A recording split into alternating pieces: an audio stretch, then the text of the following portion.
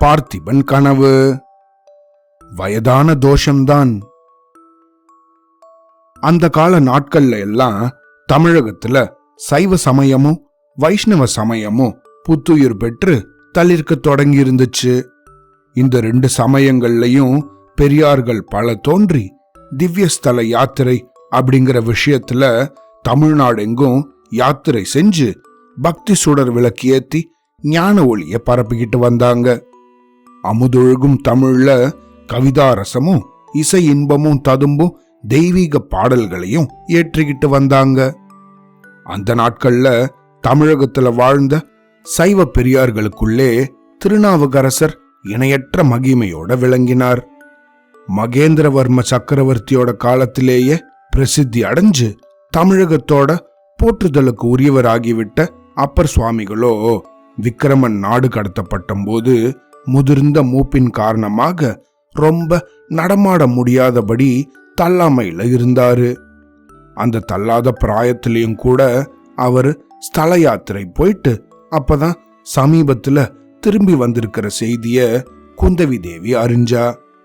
அந்த பெரியார தரிசிக்கிறதுக்காக காஞ்சியில பிரசித்தி பெற்று விளங்கின சைவ மடாலயத்துக்கு ஒரு நாள் அவ போனா. முதிர்ந்து கனிந்த சைவ பழமாக விளங்கின அப்பர் சுவாமிகளோ சக்கரவர்த்தியோட திருமகளை அன்போட வரவேற்று ஆசி புரிஞ்சாரு. அவரை பார்த்த குந்தவியோ, சுவாமி, இவ்வளவு தள்ளாத நிலையிலையும் எதுக்காக நீங்க பிரயாணம் போகணும்? நீங்க தரிசிக்காத ஸ்தலமும் இருக்கா? எங்க போயிருந்தீங்க அப்படின்னு கேட்டா. அதுக்கு அப்பரோ, குழந்தாய், தில்லைப்பதி வரையிலே தான் போயிருந்தேன். பொன்னம்பலத்துல ஆடுற பெருமான எத்தனை தடவை தரிசிச்சாதான் என்ன, இன்னும் ஒரு தடவை கண்ணார பார்த்து இன்புற வேண்டும் அப்படிங்கிற ஆசை உண்டாகத்தான் செய்யறது. ஆஹா, அந்த ஆனந்த நடனத்தோட அற்புதத்தான் என்னன்னு வர்ணிப்பேன். அந்த பேரானந்தத்தை அனுபவிக்கிறதுக்காகவாவது மீண்டும் மீண்டும் மனுஷ பிறவி எடுக்கலாமே அப்படின்னு சொல்லிட்டு பாதி மூடிய கண்கள்ல ஆனந்த கண்ணீர் பெருக இதோ இந்த பாசுரத்தை பாடினாரு.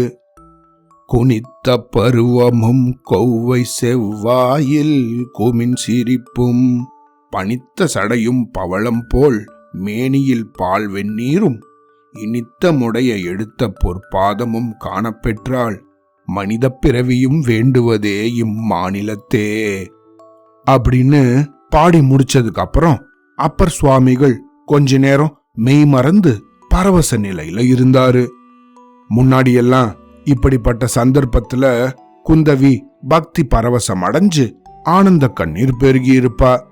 ஆனா இன்னைக்கு அவளோட மனசோ அப்படி பக்தியில ஒன்னும் ஈடுபடல.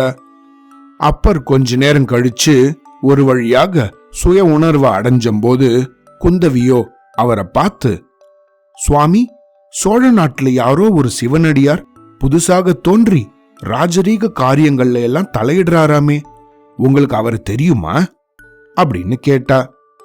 அவளோட வார்த்தைகளை அரைகுறையாகத்தான் கேட்ட அந்த பெரியவரோ, என்ன குழந்தாய், சோழ நாட்டுல தோன்றி இருக்கிற சிவனடியார பத்தி கேக்குறியா? ஆஹா, அவரை பார்க்கத்தானே அம்மா நான் முக்கியமாக யாத்திரை கிளம்பின. நான் அவரை பார்க்க தான் வரேன்னு தெரிஞ்சதும் அவரே என்னை தேடிண்டு புறப்பட்டாரம்மா. தில்லைப்பதியில நாங்க சந்திக்கவும் செஞ்சோம். ஆஹா, அந்த பிள்ளைக்கு ஞான சம்பந்தன் அப்படின்னு பெயர் எவ்வளவு ஒரு பொருத்தம். பால்மணம் மாறாத அந்த பாலகருக்கு எப்படித்தான் இவ்வளவு சிவஞான செல்வம் சித்தியாச்சு? என்ன அருள்வாக்கு! அவர் தாய்ப்பால் குடிச்சு வளர்ந்த பிள்ளை இல்லம்மா, ஞானப்பால் குடிச்சு வளர்ந்த பிள்ளை. இல்லன்னா முகத்துல மீசை முளைக்கிறதுக்கு முன்னாடியே இப்படிப்பட்ட தெய்வீக பாடல்களை எல்லாம் பொழிய முடியுமா அப்படின்னெல்லாம் அப்பர் பெருமான் வர்ணிச்சுக்கிட்டே போனாரு. குந்தவியோ பொறுத்து பொறுத்து பார்த்தா. கடைசியில குறுக்கிட்டு, சுவாமி, நான் ஒருத்தரை பத்தி கேக்குறேன், நீங்க வேற ஒருத்தரை பத்தி சொல்றீங்களே. நான் சொல்ற சிவனடியார் முகத்துல மீச முளைக்காதவர் கிடையாது, ஜடா மகுடதாரி, புலித்தோல் போத்தினவர் அப்படின்னு சொன்னா. குழந்தாய், நீ யார பத்தி கேக்குறியோ எனக்கு தெரியாதும்மா. ஜடா மகுடத்தோட புலித்தோல் போத்தின சிவனடியார்கள் எத்தனையோ பேர் இருக்காங்க. ஏன் இந்த மடாலயத்திலேயே 100 பேருக்கும் மேல இருப்பாங்க. வேற ஏதாவது அடையாளம் உண்டுன்னா சொல்லு அப்படின்னாரு நாவுக்கரசர். நான் சொல்ற சிவனடியார் ராஜரீக விஷயங்கள்ல எல்லாம் தலையிடுவாராம். என்னோட தந்தைக்கு விரோதமாக கலகங்களை உண்டு பண்றாராம். என்ன சொன்னம்மா? அதிசயமா இருக்கே. அப்படிப்பட்ட சிவனடியார் யாரையும் எனக்கு தெரியாது. சைவத்தையும் வைஷ்ணவத்தையும் 2 கண்களை போல காத்து வளர்த்து வரவராச்சே உன்னோட தந்தை. நரசிம்மவர்ம சக்கரவர்த்தியோட ஆட்சியில சிவனடியார்கள் எதுக்காக ராஜரீக காரியங்கள்ல ஈடுபடணும்? அதுவும் உன் தந்தைக்கு விரோதமாக கலக்கத்தை கலப்புறதா? வேடிக்கைதான். அப்படி யாராவது இருந்தா அவன் சைவனாகவோ வைஷ்ணவனாகவோ இருக்க மாட்டான். வேற யாராவது செஞ்சாதான் செய்யலாம் அப்படின்னு சொன்னாரு.